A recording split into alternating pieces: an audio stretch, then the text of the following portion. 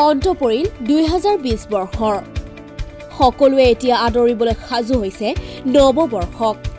নৱবৰ্ষৰ উদযাপনৰ বাবে বিভিন্ন লোকে বিভিন্ন বনভোজস্থলীলৈ যায়। অৱশ্যে বনভোজ বুলিলেই অসমৰ বনভোজকাৰীসকলৰ এটি আকৰ্ষণীয় নাম ভৈৰৱকুণ্ড।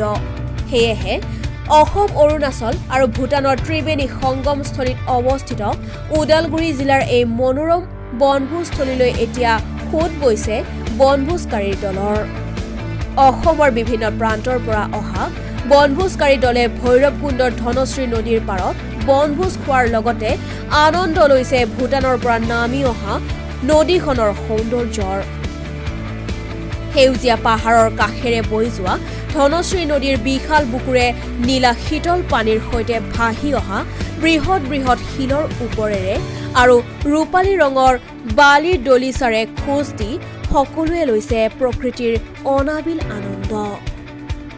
জ্যেষ্ঠজনৰ পৰা যুৱক যুৱতী আৰু কণমানিজনীলৈ সকলোৱে যেন বিলীন হৈছে প্ৰকৃতিৰ বিনন্দীয়া ৰূপ লাৱণ্যত।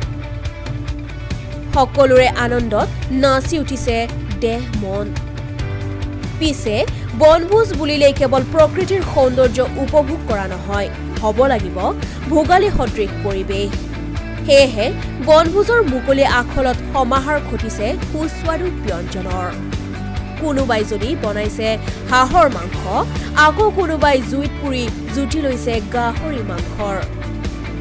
এতিয়া এনেদৰে আনন্দ ল'বলৈ ভৈৰৱকুণ্ডৰ পাহাৰ, নদী, শিল আদিৰ অনুপম সৌন্দৰ্যই যেন হাত বাউলি মাতিব ধৰিছে সকলোকে।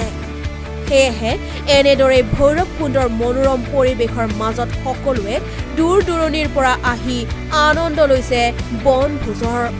প্ৰকৃতিৰ অনুপম সৃষ্টিৰ মাজত যেন বিলীন হৈ পৰিছে ভৈৰৱকুণ্ডলৈ বনভোজ খাবলৈ অহা প্ৰতিজন লোক।